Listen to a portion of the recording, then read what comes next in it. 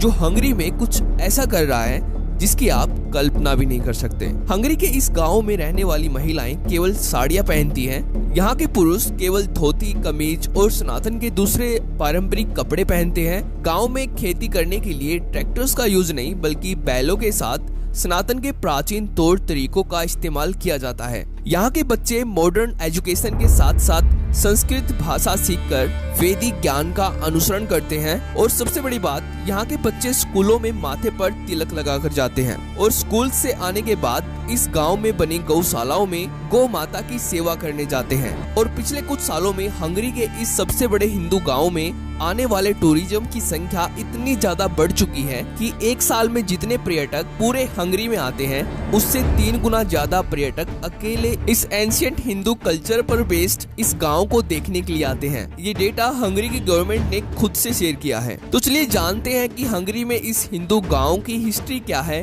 कैसे आज ये गांव हंगरी में इतना ज्यादा ट्रेंड कर रहा है, इसको किसने और क्यों बनाया, और जानेंगे कि कैसे यूरोपियन कंट्रीज में धीरे धीरे सनातन के एंशिएंट कल्चर की डिमांड बढ़ती जा रही है, जिससे इन देशों में सनातन के लिए एक बड़ी अपॉर्चुनिटी इंतजार कर रही है। तो इस वीडियो को पूरा जरूर देखना, बहुत सारी नई चीजों के बारे में आपको पता चलने वाला है। और अगर आपको ये वीडियो इम्पोर्टेंट लगती है तो वीडियो को लाइक करके इसको अपने रिलेटिव्स के साथ शेयर कर देना, जिससे इस वीडियो की रीच बढ़े और वीडियो ज्यादा से ज्यादा ऑडियंस तक पहुंचे। तो चलिए देखते हैं।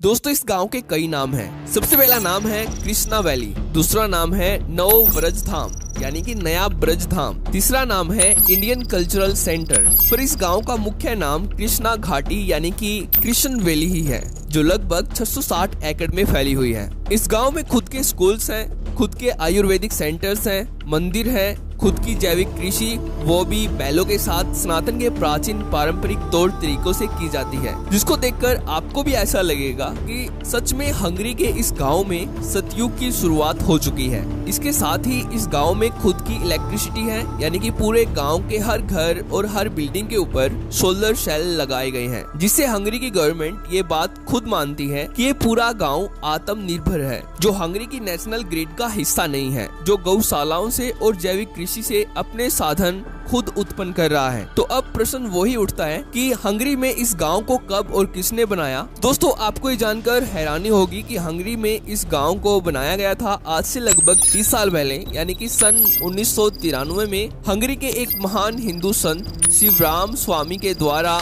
हंगरी में इस गांव की स्थापना की गई थी। और शिवराम स्वामी के निस्वार्थ भावना से किए गए सनातन के प्रति महान कामों को बताना शायद ही मेरे लिए इस वीडियो में पॉसिबल हो, क्योंकि अगर मैं इस महान संत के द्वारा किए गए सभी कामों को इस वीडियो में बताने लग जाऊं तो ये वीडियो 1 घंटे से ऊपर चली जाएगी। दोस्तों, शिवराम स्वामी का जन्म सन 1949 में हंगरी की कैपिटल बुडापेस्ट में हुआ था और तब ये सनातन धर्म से दूर दूर तक कोई संबंध नहीं रखते थे। पर जब ये सन 1980 में लंदन आए तब इन्होंने भगवत गीता से प्रेरित होकर इस्कॉन को ज्वाइन किया और इस्कॉन के माध्यम से सनातन धर्म अपनाया और अपना सब कुछ छोड़ सनातन में एक साधु का जीवन अपना लिया और अपना सिंपल लिविंग और हाई थिंकिंग का मोटो बनाया, जो सनातन के वेदों से इंस्पायर्ड है। और इनको भगवत गीता इतनी ज्यादा पसंद आई कि हंगेरियन लैंग्वेज में भगवत गीता को ट्रांसलेट करने का पूरा क्रेडिट भी इन्हीं को दिया जाता है, जिसको पढ़कर बहुत सारे हंगरी के लोग सनातन धर्म अपना पाए हैं और इस हिंदू वैदिक गाँव में रहने के लिए प्रेरित हुए हैं, जिसके कारण साल 2009 में शिवराम स्वामी के कामों से खुश होकर हंगरी के उच्च शिक्षा और विज्ञान के तत्कालीन राज्य सचिव कैरोली मनहर्ज के द्वारा इनको हंगरी गणराज्य के गोल्ड क्रॉस ऑफ मेरिट से सम्मानित किया गया, जो हंगरी में दूसरा सबसे बड़ा पुरस्कार है। यह पुरस्कार शिवराम स्वामी के उत्कृष्ट और मूल्यवान धर्मार्थ और मानवीय कार्यों के लिए इनको दिया गया था। पर दोस्तों, केवल इतना ही नहीं, जैसे कि मैंने आपको वीडियो के स्टार्टिंग में बताया कि एक साल में जितना टूरिज्म अकेले पूरे हंगरी में आता है, उससे 3 गुना ज्यादा tourism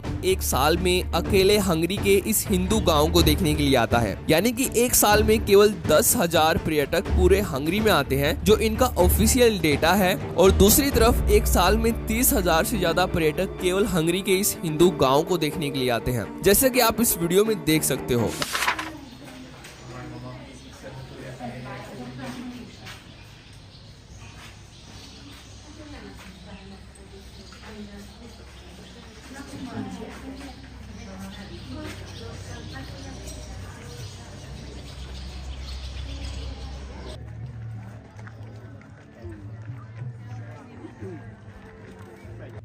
Mert ha én átmentem a szomszéd Szabóhoz, megdöntöttem mit? A falunak a egységét, a falunak a konstrukcióját.